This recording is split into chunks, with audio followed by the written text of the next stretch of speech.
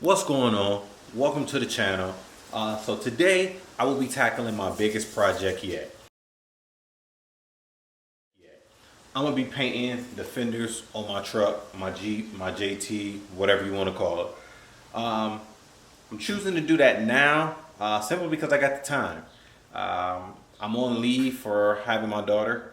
Well, I didn't have my daughter. My wife had my daughter, but I'm on leave, baby leave. So if you're military, then you know you get baby leave whenever you have a child.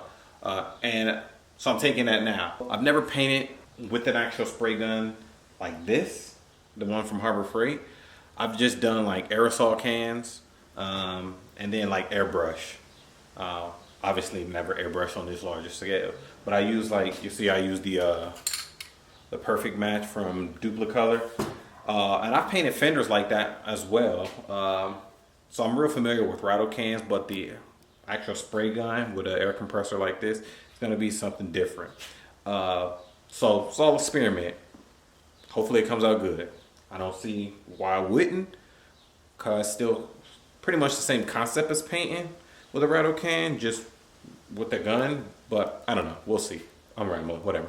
But yeah, so I'm gonna be taking on that. I did go ahead and order my paint from Touch Up Direct.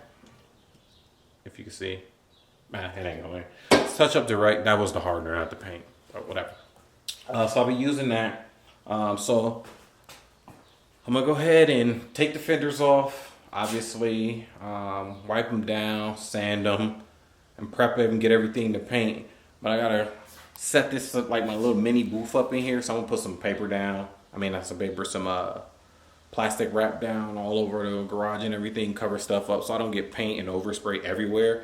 Try to limit it as much as possible. But first, what I need to do, I need to go ahead and print out or not print, but cut out a little emblem, because I got to order for a badge. So I'm going to show y'all my laser and what I use it for. Some of the things I use it for. So I got to order, I got to print out or cut out real quick. So I'll show y'all that. And y'all see how that works. Let me know if y'all need anything, whether it be any kind of custom badge or anything. I do cut it with my laser cutter out of acrylic. That's really what I've only used it for. It can cut wood and thin sheets of metal and stuff like that, is what I've heard. But I just use it to cut acrylic, so I've just done projects with acrylic making, oh my god, I can't talk right now, making custom badges for my truck that I haven't put on there. And then I got friends back home in Florida and everything that I've made badges for. And then on my Etsy store, there's an option to get these Jeep Wave badges and then custom badges if you need that. So yeah, let me know if y'all need anything. We can work something out. I can get it made up for y'all and get that done. But let me go ahead and jump on, cut this badge out real quick, and then we'll get right into it.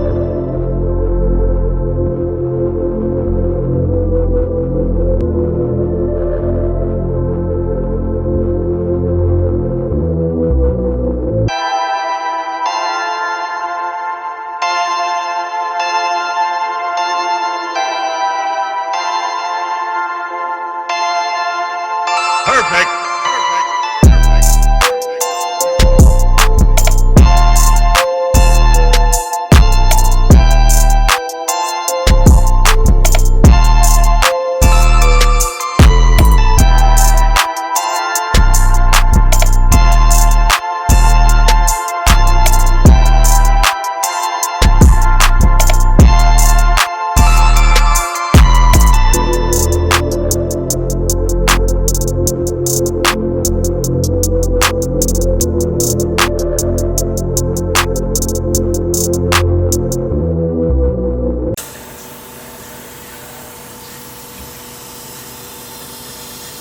So here is the badge.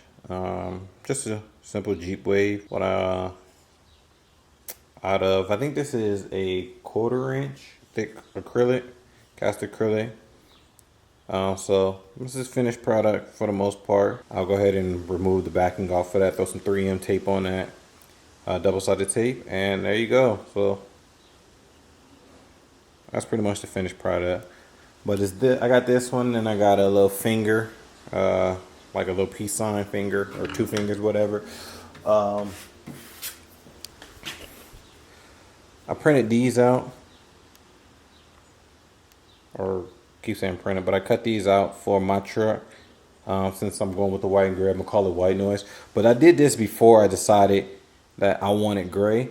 So I got some gray acrylic right here that I can go ahead and cut that out of. I just haven't gotten around to it. But yeah, again, like I said, let me know if y'all need anything. We can work something out. I can get it cut out and shipped out to you. But now let me go ahead and tackle the fenders. So first, let me get my little makeshift paint booths together, and then I'll go ahead and disassemble the fenders, or not disassemble, but just take them off and get everything going.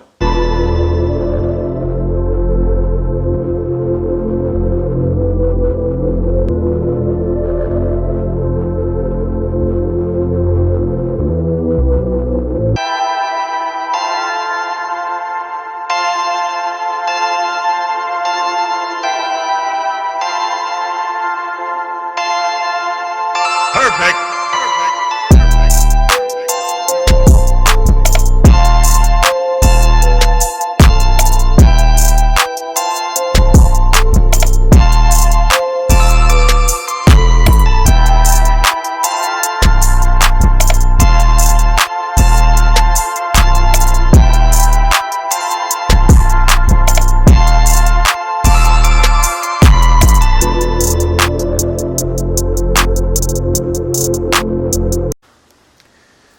Alright, so I went from making a little booth to just covering up the more important things in my garage that I don't want to get paint all over. I'm in a single car garage, so I wanted to have as much room as possible, and the walls are white or creamish color anyway, so that will be fine. So I just put plastic over my tool cart, my laser, and Jeep parts, the bumper and the sport fenders, pressure washer and stuff like that. My gear bag and tools, and not tools, yard stuff and Christmas stuff. This bumper I don't really care about because it's gonna go in the garbage anyway. That's the stock bumper, so that I can get paint on it all at once. These are heaters, or just garage heaters for when I'm working in the winter, so I don't really care that those get paint on them. I actually bought someone that used them in their barn, so they're dirty anyway, so they'll never actually go in the house. And then that's my paint table, so I can get paint on it. Now, a lot of people is probably wondering, why did I rip up and put all those boxes down? Basically it's just, I don't want like direct spray onto the ground, because I don't want to have to repaint the whole floor, or have like, if it gets misted on the floor and it blends in and just looks like a car's going in and out, that's fine. But I don't want to have like blobs of white paint or whatever on there. So I just did that to kind of cover it up, so when a direct angle won't get paint all over. And I went ahead and blew it off with the compressor. I'm gonna bring the hose in here and actually wet it down a little bit too, because this cardboard will hold moisture, and that way it'll kind of cut back on any overspray coming back up as it hits the ground and whatever, because the paint will stick to that. So that'll work out in my favor. And then for the door, I think I'm gonna put a piece of plastic. I've experimented with the door down, or cractamine, and then, or just putting a piece of plastic right there to keep that natural light. And then I'm just gonna use that. I'm just gonna use that little fan or whatever, because it has a filter on it, to try to get some circulation out of here. It's not going to do much, but whatever. I don't have a filter to put in front of that, so I'm not going to use that one, so that'll do. And then hopefully that should keep the flies out as well, because flies are assholes here in Idaho. They're everywhere and they don't ever go away. So hopefully with the plastic up there, that can keep the flies down.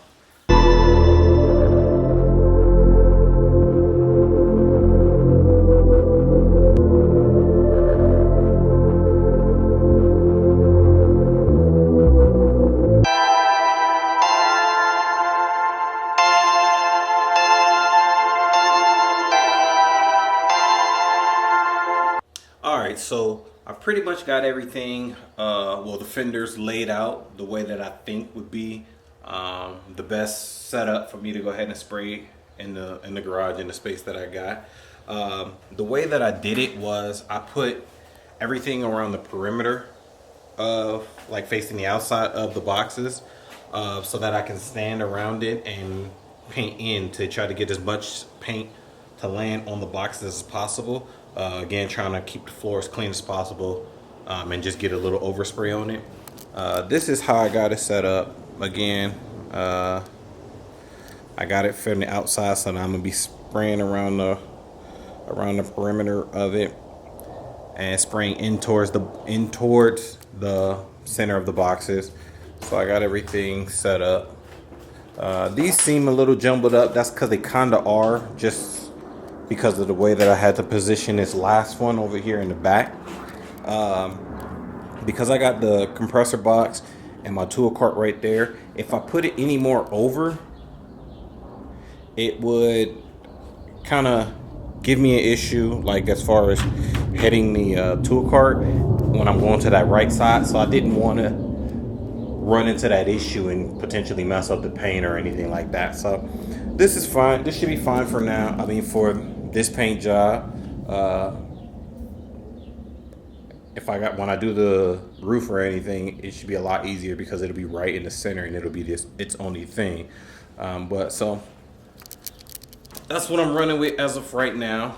So I'm gonna go ahead and tape off the fenders around the lines. I'm keeping it the factory, the way that it has the white top and then that little black piece around the edges. I want to keep it factory like that. I'm gonna go ahead and tape around that so that I can sand it. I'm gonna start with 400 grit. That should be fine because the texture on the JL or Gladiator fenders aren't as textured as they were on my JK or on the JK. So I think a 400 should be fine. If not, of course, I can always go down or up or whatever direction I need to go. But again, I'm gonna start off with the 400, and if that works, then it's gonna go up, obviously, to a higher grit, so that I can smooth it out. Once I get it to a good consistency, then I'll wipe it down, tack cloth it, spray the adhesion promoter, then we'll do the primer, and we'll tack it, and then the base coat, and I may have to do some wet. I may do some wet sanding in between, just depending on how those coats come out, and if I get any bugs or anything in there, or dust. Hopefully not, because again, I am in the garage. But we'll tackle those hurdles when they come, and then finally I can throw the clear coat on it, and then hopefully it's a good paint job. So let's get to it.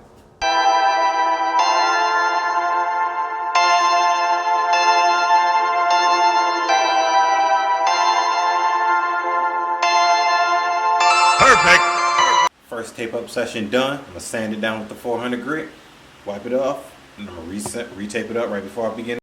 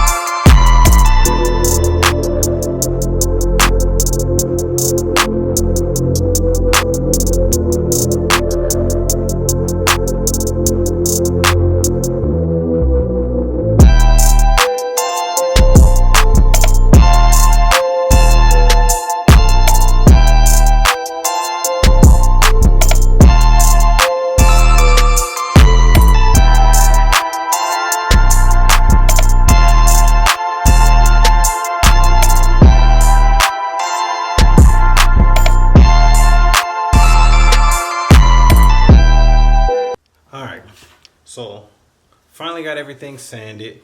It took about, I don't know, I've been sanding for maybe like 2-3 hours maybe.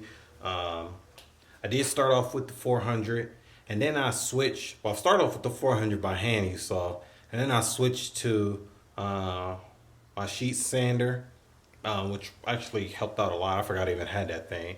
But I started off with the 400, and then I switched to 220 because the 400 was getting it, was just taking a long time. So I switched to the 220 and got it all sanded down smooth. It was rough but smooth with the 220, and then I flipped over to the 400, and then I came back and smoothed it out a lot more. So it is pretty smooth to the touch. Let me go to this one. It's a little more light on this side. But as you can see where the texture's all going. I'll probably go back and sand it just a little more. Maybe I'll go with like a 600. But that's pretty much it as far as sanding. Again, unless I decide to go and do a 600. I did go ahead and wax and grease remove it and everything, so it's all set for that. Next time, I'm gonna wear some gloves, obviously. I'm gonna start wearing like rubber gloves, because once you wax and grease remove it, you don't want to touch it and get your oils back into it, especially with the sanded plastic right now. It'll absorb it because it doesn't have any kind of clear coat or, top coat or anything on it. I'm pretty much done for the day. It's getting pretty late. I got a few things that I need to do, and I don't want to really be painting into the night. So I'm gonna finish up. I'm gonna close it down for the day. Let these just sit in the garage. Ain't nothing gonna hurt for that. So I'll let these just stay in here. I'm gonna finish up for the day, and I'll come back tomorrow, and then I'll start the painting again.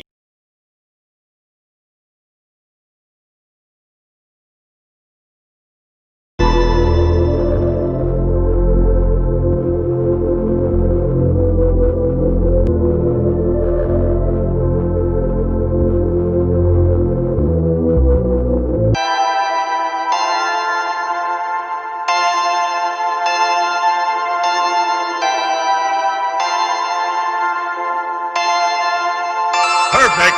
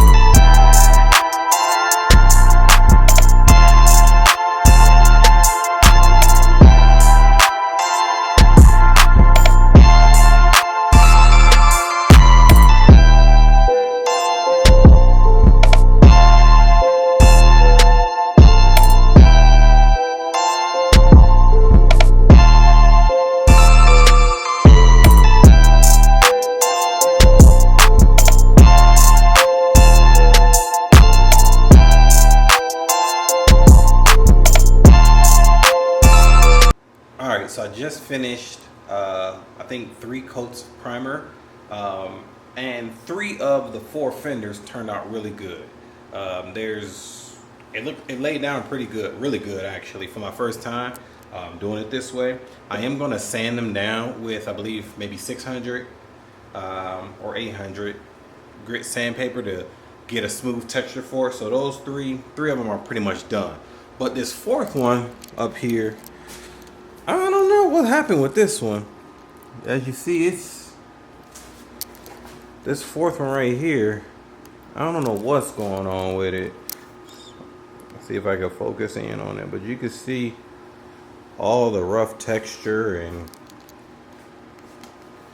everything that's on it, and I don't know. So I'm going to sand this down as well. It should be fine once I sand it down, but I'm gonna sand this down, and then I'll maybe throw 1 extra coat on this to try to get a level surface if I can't level it out with the sanding, and then go from there and see what else I need to do. So let me get to sanding.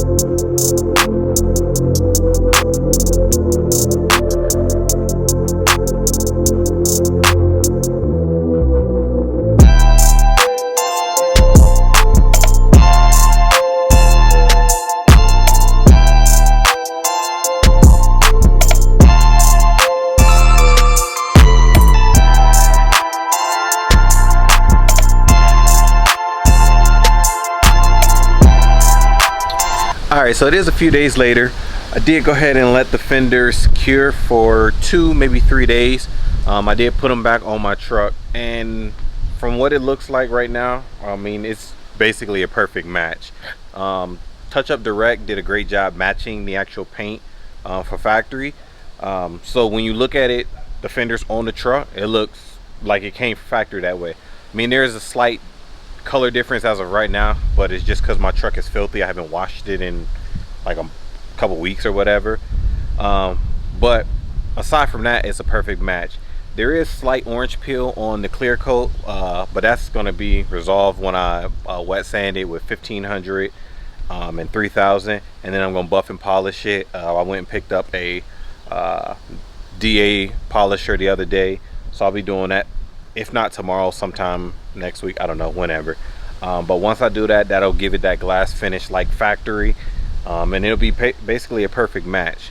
There's a slight bit of imperfections around the black plastic, but I'm not really caring about that because I am painting that gray. But let me show y'all what it looks like. So as you can see up close, see if I can get it to focus on it. I don't know.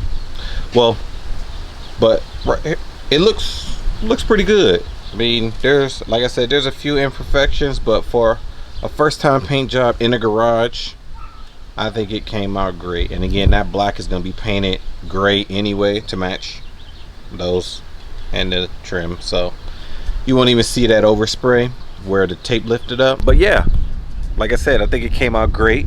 That's pretty much it for this video. Again, I appreciate y'all checking it out. Like, comment, subscribe, all of that good stuff. Oh, and then I will go ahead and do just a quick clip of the actual compressor on and off, because I did say I would show y'all that, because a couple of y'all asked what that sounds like with the box, which again was well worth it. But yeah, so let me go ahead and show y'all that. So this is what it sounds like with the door closed.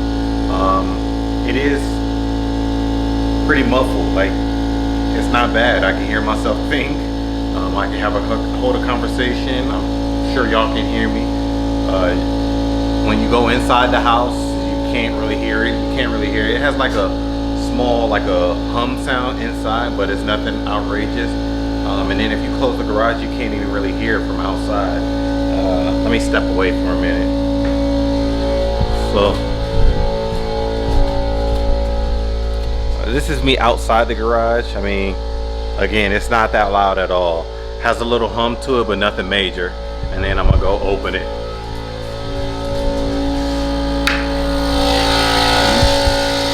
This is with it open, closed, open,